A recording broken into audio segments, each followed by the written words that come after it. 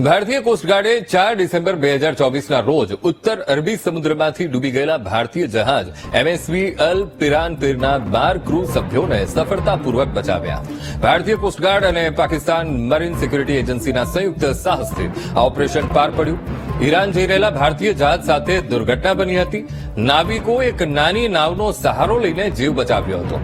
તો દ્વારકાથી આશરે 270 કિલોમીટર પશ્ચિમમાં સ્થિત હતા અને દુર્ઘટના બની હતી.